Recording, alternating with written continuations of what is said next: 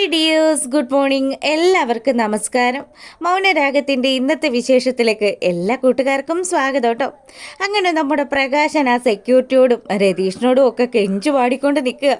എങ്ങനെയെങ്കിലും എനിക്ക് എൻ്റെ കല്യാണി മോളെ ഒന്ന് കാണണം. രതീഷ് പറയുന്നുണ്ട്, അതെ അവരോട് ഞാൻ ചോദിച്ചു, കല്യാണിയോട് ഇത്രയൊക്കെ ക്രൂരത ചെയ്തിട്ടും അവൾ നിങ്ങളെ ഇപ്പോഴും കാണണമെന്നാണ് പറഞ്ഞിരിക്കുന്നത്. എന്തായാലും സമ്മതിക്കണം എൻ്റെ പൊന്നു പ്രകാശ. ദേ ഇനി അവളുടെ അടുത്തേക്ക് എങ്ങാനും ചെന്നിട്ട് അവളെ തട്ടിക്കളയാൻ എങ്ങാനും നിങ്ങൾക്ക് പദ്ധതി ഉണ്ടെങ്കിൽ നിങ്ങൾ ഈ കോലത്തിൽ ഇവിടുന്ന് പോകില്ല എന്ന് രതീഷ് നമ്മുടെ പ്രകാശനോട് പറഞ്ഞു.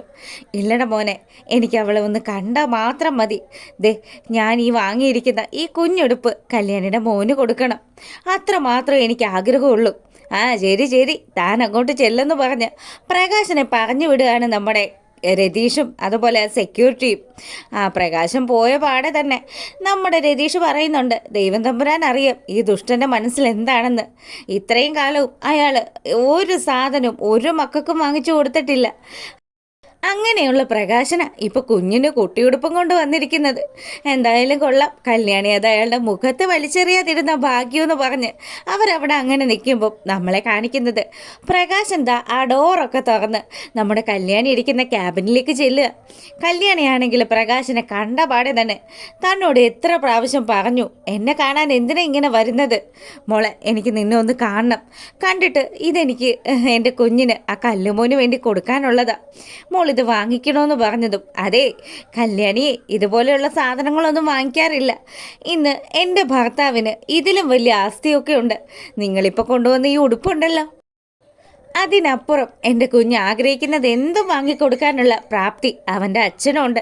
അപ്പം ഇത് കേൾക്കുമ്പോൾ കിരൺ പറയുന്നുണ്ട്, അച്ഛന് മാത്രമല്ല അമ്മയ്ക്ക് നല്ല പ്രാപ്തിയൊക്കെ ഉണ്ട്. അമ്മ ഇന്ന് ഈ കമ്പനിയുടെ CEO ആണ്, അല്ലാതെ ചുമ്മാതൊന്നും അല്ല.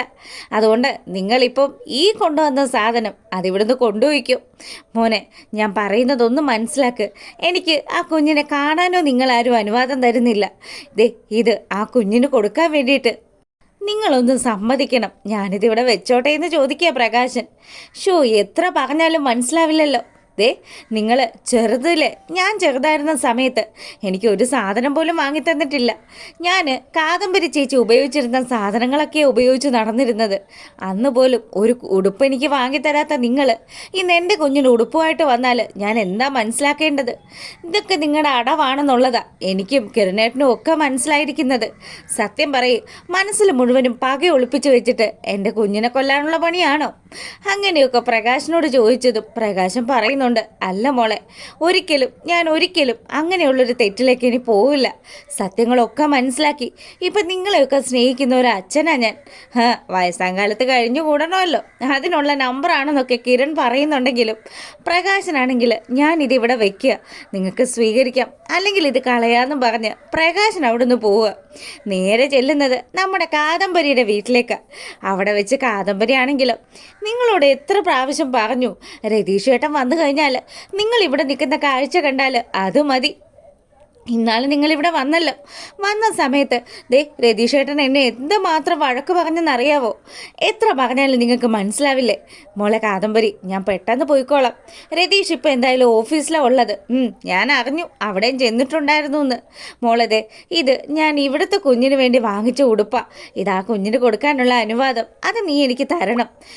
ഈ അടിച്ചതിനകത്ത് കയറരുതെന്നാണ് എൻ്റെ രതീഷേട്ടൻ പറഞ്ഞിരിക്കുന്നത്. നിങ്ങളെങ്ങാനും ഇവിടെ കയറ്റിയെന്നറിഞ്ഞ പിന്നെ അത് മതിയെന്നും പറഞ്ഞ് കാദംബരിയും പ്രകാശനും സംസാരിച്ചുകൊണ്ട് നിൽക്കുക. ഈ സമയം കറക്റ്റായിട്ട് രതീഷ് അങ്ങോട്ട് വന്നു. പ്രകാശനാണെങ്കിൽ രതീഷിനെ കണ്ടതും ചെറിയൊരു പേടിയൊക്കെ ഉണ്ട്. രതീഷാണെങ്കിൽ താനേ അവിടെ നിന്ന് ഇങ്ങോട്ട് തന്നെ പോകുന്നതെന്ന് എനിക്ക് അപ്പോഴേ തോന്നിയിടോ. അതാ ഞാൻ തന്നെ ഫോളോ ചെയ്ത് വന്നത്. എന്തായാലും കാണേണ്ട കാഴ്ച തന്നെയാണല്ലോ. എന്താ കാദംബരി ഇയാൾ സംസാരിച്ചുകൊണ്ട് നിൽക്കുന്നത്? എൻ്റെ രതീഷേട്ടാ ഒരു ഉടുപ്പ് കൊണ്ടുവന്നിട്ട് ഇത് നമ്മുടെ കുഞ്ഞിന് കൊടുക്കുമെന്ന് പറഞ്ഞ് ഇയാൾ സംസാരിച്ചുകൊണ്ട് നിൽക്കുമായിരുന്നു. നിന്നോട് ഞാനൊരു കാര്യം പറഞ്ഞേക്കാം.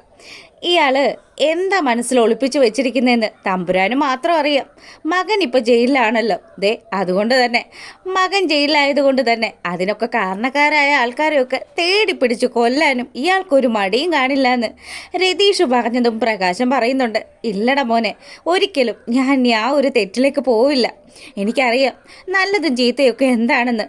ഇത്രയും കാലവും എൻ്റെ കണ്ണുകളൊക്കെ മൂടിക്കിടക്കുകയായിരുന്നു. ഇനി ഒരിക്കലും ഞാൻ അങ്ങനെയൊന്നും ചെയ്യില്ല. ദേ, ഞാൻ നിങ്ങളുടെ കുഞ്ഞിന് വാങ്ങിയ ഡ്രസ്സാണ്. നിങ്ങൾക്ക് വേണമെങ്കിൽ എടുക്കാം, അല്ലെങ്കിൽ നിങ്ങൾക്കിത് കളയാം. പക്ഷേ ഇതെൻ്റെ മനസ്സാണെന്ന് പറഞ്ഞ് പ്രകാശൻ ആ ഒരു ഗിഫ്റ്റ് ബോക്സ് അവരുടെ ഉമ്മറത്ത് വെച്ചിട്ട് അവിടെ നിന്ന് പോവുക. അയാൾ പോയതും കാദംബരിയും രതീഷും കൂടി, ഇങ്ങേര് ഈ പറയുന്നതൊന്നും വിശ്വസിക്കേണ്ട കാദംബരി, ഇയാൾ എപ്പോൾ വേണമെങ്കിലും സ്വഭാവം മാറ്റാവുന്നതേ ഉള്ളൂ എന്ന് പറഞ്ഞ് അങ്ങനെ നിൽക്കുക. പിന്നീടാണെങ്കിലോ നമ്മുടെ ശാരി ഇരുന്ന് ഓരോ കാര്യങ്ങളൊക്കെ ആലോചിച്ചുകൊണ്ട് നിൽക്കുമ്പം നമ്മുടെ മനോഹർ വന്നു. ആ, എത്തിയല്ലോ. എടാ, നിൻ്റെ പിന്നാലെ നടക്കുക എൻ്റെ മോളെ ഒന്ന് സമാധാനിപ്പിക്കാൻ പോലും നിനക്ക് പറ്റുന്നില്ലല്ലോ. അല്ല, എന്താ അവൾ സത്യങ്ങൾ വല്ലതും മനസ്സിലാക്കിയോ?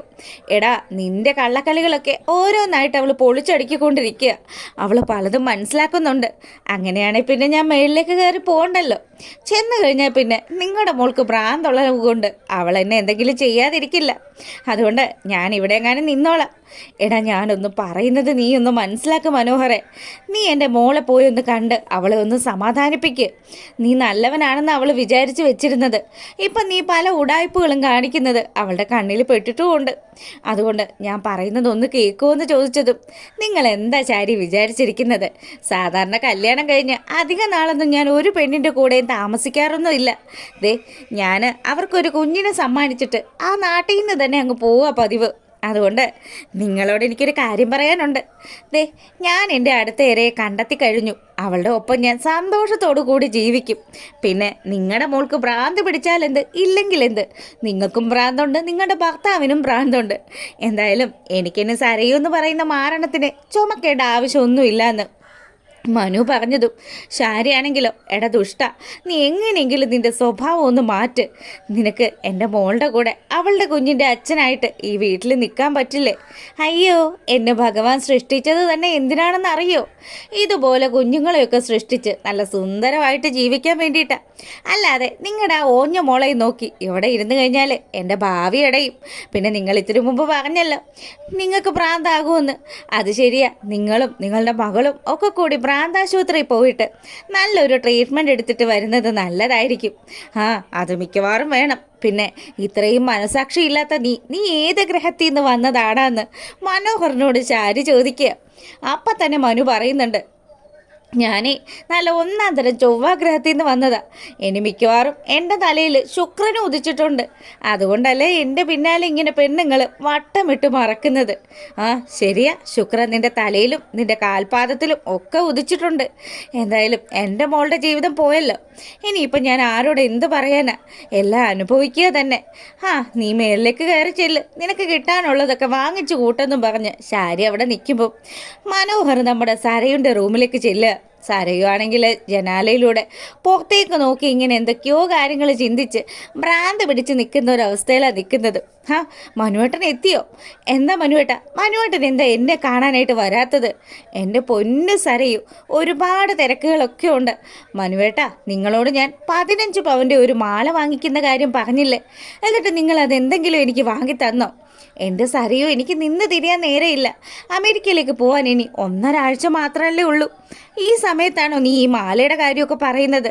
ദേ മനുവേട്ട, എൻ്റെ സ്വത്തും എൻ്റെ പണവും ഒക്കെ ഞാൻ മനുവേട്ടന് തന്നില്ലേ?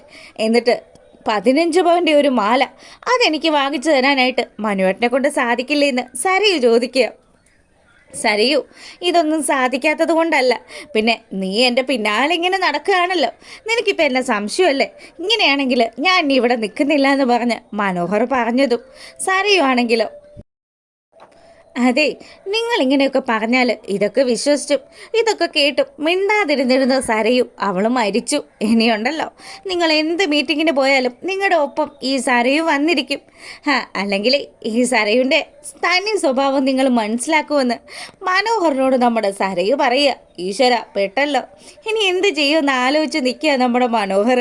ഈശ്വര, ഇവള് സത്യങ്ങളൊക്കെ മനസ്സിലാക്കി കഴിഞ്ഞാൽ എന്തെങ്കിലും എടുത്ത് തൻ്റെ തലക്കടിച്ച് തന്നെ കൊല്ലുമല്ലോ എന്ന് ആലോചിച്ച് മനു പേടിച്ച് വിറച്ച് നിൽക്കുമ്പോഴത്തേക്കിനും സരയുവാണെങ്കിൽ അവനെ ദേഷ്യത്തോടു കൂടി നോക്കുക.